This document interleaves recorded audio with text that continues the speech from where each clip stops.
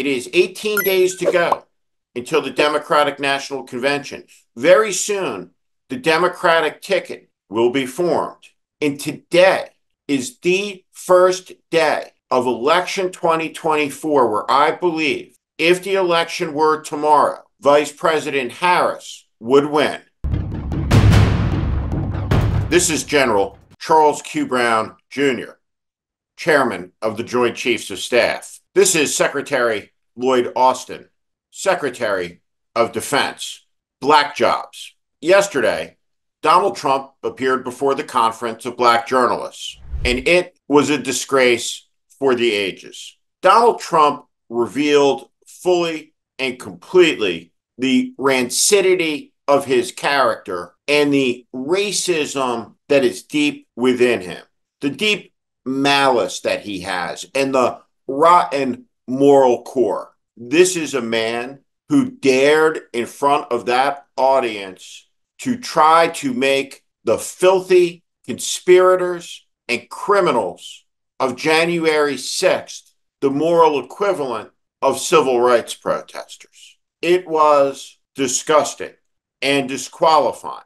It was supremely an interview for the ages. It was a fantastic act of journalism. Now, everybody who's going to shine needs their turn on the stage, don't they?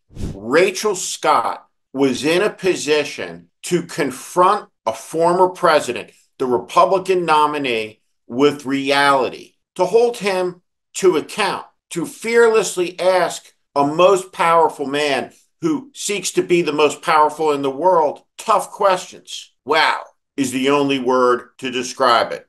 Trump said she was nasty. She wasn't nasty. She was direct, in a way that Donald Trump, no doubt, surrounded by lunacy and sycophants, is unused to dealing with. Because Donald has constructed an alternate reality for himself that has endured for nearly all of his 78 years. He is the king of an imaginary empire, and anybody who does not submit to this guy's toxic delusions is targeted, is stigmatized, is made an enemy. These people are bizarros, weird. If you put a bandage on your ear to try to find common cause while gooey-eyed looking at Donald Trump like a cult leader, like he's Jim Jones, speaking to the Republican convention in 93 minutes of incoherence, I don't want you in charge of assigning power to people who have an aspiration to rule over me, you, and all of our children. No way. This madness must be stopped. And yesterday, Rachel Scott really revealed the depths of the ignorance and the racial malice. It is 18 days to go until the Democratic National Convention. Very soon, the Democratic ticket will be formed. And today is the first day of election 2024 where I believe if the election were tomorrow, Vice President Harris would win. The Democratic Party has shed its loserdom. The Democratic Party has come back to life in an astonishing fashion over these last weeks. Trump's numbers are cratering. He is under pressure. He is falling. Harris is surging. She is in the lead. And now the ugliness that I predicted is going to start to bloom in full. We will see a level of racial malice and antagonism and attacks on Vice President Harris that are simply astonishing.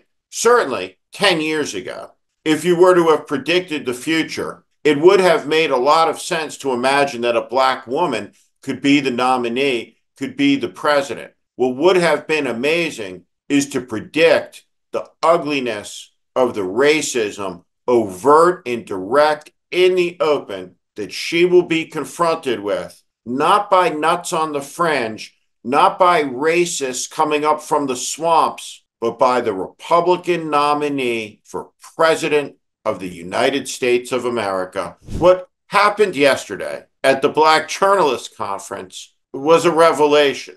This is what Donald Trump looks like under pressure. He's losing again. And by the way, to all of the journalists who spent so many minutes in the aftermath of the assassination attempt pondering the impact it would have on Donald Trump's character. New Trump, they talked about. The only question at hand is what lasted for fewer seconds, new Trump or new Coke. But either way, there is no new Trump, black jobs. What a disgusting and extraordinary thing to say in 2024 for a man who seeks to lead the nations. Black Americans hold some of the most trusted jobs in America. They are news anchors. They are generals, secretaries of defense, and yes, the vice president of the United States of America. Black jobs are teachers and professors and scientists and astronauts. Very soon, an Artemis astronaut, a black Artemis astronaut, will walk on the moon. That's a black job. This society where it was possible for a black man to rise to the presidency of the United States exists for less than 60 years. It remains fragile, but it's blooming. Though some people want to kill the bloom. They want to restrict opportunity, which really means restricting freedom and liberty for some, while others declare they're more important, they're better, they're purer somehow, they have a right to rule. This is what J.D. Vance believes. It's what a lot of them believe. And it's poison. It's bad medicine. It's the greatest lie there is. The United States of America is the only nation in the world that is made up of all of the peoples of the world, where every language is spoken every day. Look at the Olympic boat. Our country is different because we are a vast mosaic of humanity. And from that comes immense power. We have harnessed, because of it, the genius of the world, of the human mind, of its imagination, of its creativity. There has been a constant wellspring of rejuvenation because of it.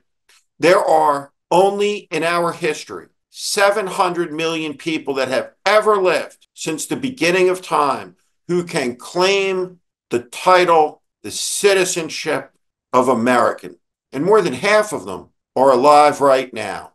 And one of them, a daughter of immigrants to the country from Jamaica, from India, rose because of the excellence of her character, because of her achievements, to the office of Vice President of the United States. And at this hour, she is the presumptive Democratic nominee for the presidency. And if the election, like I said, were tonight, she would be President of the United States, chosen by the American people to end this rancid MAGA era and to start to move this country into the future. Kamala Harris is not a DEI hire. Kamala Harris is the Vice President of the United States of America. And she got that job because she fucking earned it. And that's what Donald Trump should understand. But he can't, and he never will, because Donald Trump is a racist, doesn't have the interests of the black community in his heart, or the Puerto Rican community, or the Hispanic community. And the evidence of that is a lifetime of racial antagonism and malice and disgustingness in his life in New York City. J.D. Vance says, women who don't have children, women who pursue titles and careers and achievements are miserable cat ladies. I wonder if the key to female happiness, according to J.D. Vance, is being raped, because that's who he's running with. Someone found liable of rape, someone who's assaulted women by the dozens, degraded them, insulted them. And everywhere you look, anybody who holds Trump to account, he attacks them in the most vicious way possible. And when Donald Trump attacks, he reveals a bit of himself. And what we saw was an elderly, obese, orange-tinted racist with a comb-over. And any good American, when they see that, should have only one reaction: contempt, and then deep laughter. about the idea of that clown ever being put back into the office of President of the United States ever again. Kamala Harris for president. This is The Warning. I'm Steve Schmidt. This is The Warning, and I invite you to subscribe on our Substack, on our YouTube channel. Follow us. Welcome to the community.